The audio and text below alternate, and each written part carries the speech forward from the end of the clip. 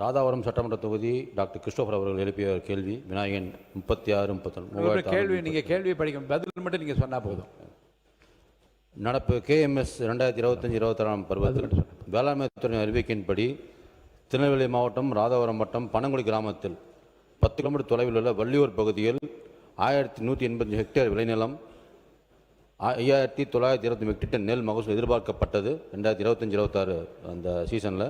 ஆனால் விவசாயிகளிடமிருந்து 1628 matric ton மட்டும்தான் நெல் கொள்முதல் செய்யப்பட்டது. இதன் மூலம் 2205 விவசாயிகள் பயனடைந்தார்கள். அவங்க வங்கி கணக்கில் 4,10,00,000 வர வைக்கப்பட்டுள்ளது.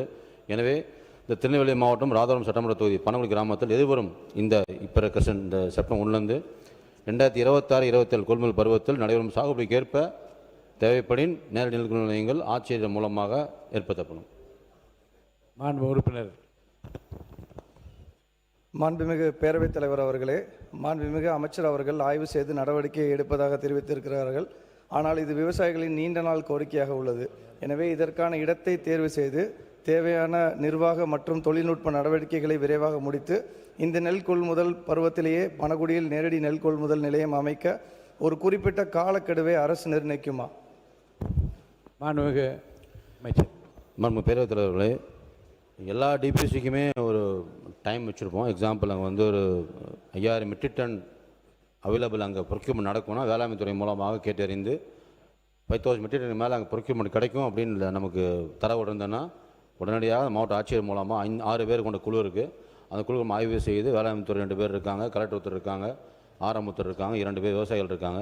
அவங்களுக்கு கோரிக்கைகளை கேட்டறிந்து நிலத்தையும் ஆய்வு செய்து இருந்தாலும் கண்டிப்பாக ஏற்பாடு தரப்படும். மாண்பு உறுப்பினர் சதீஷ் கிறிஸ்டோபர். மாண்புமிகு பேரவைத் தலைவர் அவர்களே, அது அருகில் கொள்முதல் நிலையம் இருப்பது உண்மை. ஆனால் பனகுடி மற்றும் சுற்று வட்டார பகுதிகளில் இருந்து விவசாயிகள் தங்களுடைய நெல்லை அங்கு கொண்டு செல்ல வேண்டியிருப்பதால் கூடுதல் போக்குவரத்து செலவும் அறுவடை காலத்தில் காலதாமதம் ஏற்படுகிறது. அதனால் விரைவில் செய்து முடித்தால் நன்றாக இருக்கும். மாண்பு உணவுத்துறை அமைச்சர் அவர்கள். ஆய்வுக்குட்படுத்தி கண்டிப்பாக செயல்படுத்தப்படும். மாண்பு உறுப்பினர் திருமதி எல் ஜெயசுதா அவர்கள். மாண்புமிகு பேரவைத் தலைவர் அவர்களே, ஆரணி சட்டமன்ற தொகுதியின் பிரதான தொழில் விவசாயம். இங்கே கிட்டத்தட்ட 1,00,000 விவசாயிகள் இருக்கின்றார்கள். இவர்களால் உற்பத்தி செய்யப்படுகின்ற அரிசியானது தமிழ்நாடு மட்டுமல்ல உலகெங்கும் ஏற்றுமதி செய்யப்படுகின்றது. அரிசிக்கு பிரசித்தி பெற்ற ஆரணி சட்டமன்ற தொகுதியில் 3 நேரடி கொள்முதல் நிலையங்கள் தான் இருக்கின்றன. இது மற்ற தொகுதிகளை கம்பேர் பண்ணும்போது மிகவும் குறைவு. மற்ற தொகுதியில் குறைந்தபட்சம் 10 நேரடி கொள்முதல் நிலையங்களுக்கு மேல் இருக்கின்றது. இது யானை பசிக்கு சோலைப்பொறி போல் உள்ளது. எனவே ஆரணி சட்டமன்ற தொகுதிக்கு குறைந்தபட்சம் இன்னும் 15 நேரடி கொள்முதல் நிலையங்களாவது மாண்புமிகு அமைச்சர் அவர்கள் அமைத்து தருமாறு தங்கள் வாயிலாக கேட்டு அமர்கிறேன். நன்றி. மாண்பு உணவுத்துறை அமைச்சர் அவர்கள். மாண்புமிகு பேரவைத் தலைவர்களே, திருவண்ணாமலை மாவட்டம் ஆரணி தொகுதிக்குட்பட்ட திருவண்ணாமலை மாவட்டத்தில் கிட்டத்தட்ட 75 மெட்ரிக் டன் 75 டிபிசி அங்கே இருக்குது. அடி பயன்பாட்டில் இருக்குது. 2025-26 இருக்குது. 26-27 நடப்பு பருவத்தில் செப்டம்பர் 1 தேவைப்பட்டால் இன்க்ரீஸ் பண்ணுவோம். அதில் ஸ்பெசிஃபிக்காக சொன்னோம்னா நம்மளோட இந்த எப்போவுமே ஒரு பல எக்ஸ்பீரியன்ஸையும் கம்பேர் பண்ணுவோம். இந்த 2025-26 பழைய இந்த செப்டம்பர் ஆகஸ்ட் மாதத்தோடு முடிஞ்சிடும். அந்த பருவத்தில் திருவண்ணாமலையில் 75 டிபிசி மூலமாக சுமார் 1,20,596 மெட்ரிக் டன் கொள்முதல் செய்யப்பட்டோம். நீங்கள் சொல்கிற பிரகாரம் அந்த பர்டிகுலர் மாவட்டம் ஃபுல்லாகவே மேற்கொண்டு அந்த இடத்துல அதிகப்படியான கொள்முதல் வந்தால் 75 டிபிசி பதிலாக இன்க்ரீஸ் பண்ணால் கண்டிப்பாக நடவடிக்கை எடுக்கப்படும். மாண்பு உறுப்பினர் சி.வே. கணேசன் அவர்கள். மாண்புமிகு பேரவைத் தலைவர் அவர்களே, எனது திட்டக்குடி சட்டமன்ற தொகுதியில் நல்லூர் ஊராட்சி ஒன்றியத்தில் 35 ஊராட்சிகள் உள்ளன. கடந்த திராவிட மாடல் ஆட்சியில் 28 கிராமங்களில் நெல் கொள்முதல் நிலையங்கள் திறக்கப்பட்டன. அதில் குறிப்பாக அரிகேரி, கொத்தட்டை, கூடலூர், தொளார் போன்ற கிராமங்களில் இன்னும் திறக்கப்படாமல் இருக்கிறது.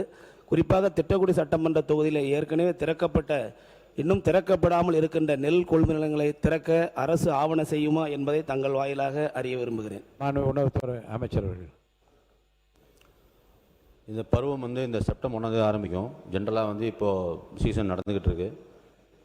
மாவட்டம் மூலமாக தமிழ்நாடு எல்லா மாவட்டங்களிலுமே ஒரு சர்க்குலர் கொடுத்துருக்கோம். நம்மளோட மானிய கோரிக்கையில் கொடுத்துருக்கோம். SOP ஸ்டாண்டர்ட் ஆப்ரேட்டிங் ப்ரொசீஜர் கொடுத்துருக்கோம். அதன் பிரகாரம் 6 பேர் ஜென்ரலாகவே 6 பேர் இருக்க குழு அமைச்சு, அதாவது மாவட்ட ஆட்சியர், 2 வேளாண்துறை அதிகாரிகள், 2 விவசாயிகள், அங்கே இருக்க லோக்கல் விவசாயிகள், ஒரு ஆரம், இவங்க 6 பேர் கொண்ட குழு மூலமாக தேர்வு செய்யப்பட்டு டிபிசி ஓப்பன் பண்ணுவோம். இரண்டாவதாக டிபிசி இதுக்காக மட்டும் இல்லை, டிபிசி ஓப்பன் பண்ணி விவசாயம் கொள்முதல் செய்யப்படும். இரண்டாவதாக இது பல ஆண்டு காலமாக பல சின்ன விவசாயிகள் பாதிப்பு நிறையா வந்துட்டுருக்கு. அது கண்காணிக்க இந்த இயர்லேருந்து எஸ்ஓபி மூலமாக இந்த பருவத்திலேருந்து கேஎம்எஸ் 2026 இந்த சீசன்லேருந்து எல்லா மாவட்டங்களிலுமே மாவட்ட ஆட்சியர் தலைமையிலான குழு, அங்கே ஜேஏ டிஎஸ்ஓ மூலமாக ஒரு கண்காணிப்பு குழு அமைக்கப்படும். இந்த செப்டம்பர்லேருந்து 1ஆம் தேதியிலேருந்து இந்த கண்காணிப்பு குழு செயல்பாடுகள் எப்படி, ஒவ்வொரு டிபிசி எப்படி செயல்பாடுகள் இருக்குது, விவசாயிகள் செயல்பாடு எப்படி இருக்குது, அங்கே இருக்கிற பிசி மற்ற அங்கே ஊழியர்கள் எப்படி ஒர்க் பண்ணுறாங்க, என்னென்ன கோரிக்கைகள் என்னென்ன குறைகள் அங்கே இருக்குங்கிறதையும் ஆய்வு செய்து எல்லா பணிகளையும் லேட்டாக ஆரம்பிக்கிறது, சீக்கிரம் ஆரம்பிக்கிறது, மூட்டைகள் தேங்கி இருக்கும், இல்லை ஈரமாக இருக்கிறது, விவசாயம் கொண்டு வந்தாங்கன்னா அந்த இடத்துல தார்பாய்கள் இல்லை, இல்லை அந்த இடத்துல பிசி ஏதாவது பணம் கேட்குறாங்க, லாரி டிரான்ஸ்போர்ட் பண்ண இந்த மாதிரி எல்லா கோரிக்கைகளையும் உடனடியாக ஆய்வு செய்து எல்லாத்துக்கும் ஒரு டோல் ஃப்ரீ நம்பர் கொடுத்துருக்கோம். மாவட்ட ஆட்சித்தலைவர் மூலமாகவே தனி செல்ஃபோன் நம்பர் கொடுத்து அங்கேயும் தனி துறை லைவில் கட்டுப்பாட்டில் இருக்கும். அது மூலமாக தொடருக்கு காதுக்கு நியூஸ் வந்த உடனே இதை பிரச்சனைகளுக்கு தெரிஞ்சதுன்னா உடனடியாக சேம் டேவோ அடுத்த நாள் காலையில் கொஞ்சம் அட்டென்ஷன் கொடுத்து ஃபாலோ பண்ணுவது தெரிவித்துக் கொள்கிறேன். மாண்புமிகு ஆர் காமராஜ் அவர்கள். மாண்புமிகு பேரவைத் தலைவர் அவர்களே, இந்த பருவத்தில் திருவாரூர் மாவட்டத்தில் மட்டும் 229 நேரடி நெல் கொள்முதல் நிலையங்களுக்கு திறந்து அதில் 15 நாட்களுக்கு முன்னால் 118 நேரடி நெல் கொள்முதல் நிலையங்கள் மூடப்பட்டு விட்டன. இன்றைக்கு 111 நெல் கொள்முதல் நிலையங்கள் மூடப்படுவதாக இருக்கிறது. இன்னும் திருவாரூர் மாவட்டத்தில் மட்டும் 50,000 நெல் மூட்டைகள், டெல்டா முழுவதும் 1 லட்சம் என்று சொன்னாலும் திருவாரூர் மாவட்டத்தில் மட்டும் 50,000 நெல் மூட்டைகள் விவசாயிகள் கொண்டு வந்து விற்பனைக்காக வைத்திருக்கிறார்கள். எனவே இன்னும் 2 நாட்கள், அதாவது செப்டம்பர் 1ஆம் தேதியிலிருந்து புது கணக்கு தொடங்கப்படும் என்று மாண்புமிகு அமைச்சர் அவர்கள் சொல்லக்கூடும். செப்டம்பர் 1க்கு கடைசி 2 நாட்கள் போதும் புது கணக்கு தொடங்குவதற்கு, புது விலை கொடுப்பதற்கு. இன்னும் 2 நாட்கள், நாளையும் நாளை மறுநாளும் நேரடி நெல் கொள்முதல் நிலையங்கள் செயல்படுவதற்கு அமைச்சர் அவர்கள் ஆவணம் செய்ய வேண்டும் என கேட்டுக்கொண்டு, அத்தோடு நேரடி நெல் கொள்முதல் நிலையங்களில் 3 லட்சம் நெல் மூட்டைகள் திருவாரூர் மாவட்டத்தில் மட்டும் எல்லா இடத்திலும் தேங்கி இருக்கிறது. அதற்கு காரணம் அங்கே இருக்கிற கிடங்குகளில் இருக்கிற சுமை தூக்கும் தொழிலாளர்கள் வேலை நிறுத்தத்தில் ஈடுபட்டிருக்கிறார்கள். 1 வாரமாக வேலை நிறுத்தம் தொடர்ந்து கொண்டிருக்கிறது. அதனையும் உடனடியாக பேச்சுவார்த்தை நடத்தி தீர்வு கண்டு விவசாயிகளிடமிருந்து சுமூகமாக நெல்லை கொள்முதல் செய்வதற்கு அரசு நடவடிக்கை எடுக்க வேண்டும் என தங்கள் வாயிலாக மாண்புமிகு அமைச்சர் அவர்களை கேட்டு அமர்கிறேன். மாண்புமிகு உணவு மற்றும் உணவு வழங்கல் துறை அமைச்சர் அவர்கள். மாண்புமிகு பேரவைத் தலைவர்களே, டெல்டா மாவட்டம் 10 மாவட்டம் இருக்குது. நான் டெல்டா ரீஜன்னு கிட்டத்தட்ட பேலன்ஸ் 29 மாவட்டம் இருக்குது. மொத்தம் 39 மாவட்டங்கள். இந்த நம்ம எதுக்கு கேஎம்எஸ் 2026-27 பிரிக்கிறோம் அப்படின்னா, வேளாண்மை துறை மூலமாக டேட்டா சொல்லணும், அதை வச்சு தான் பிரிக்கிறோம்.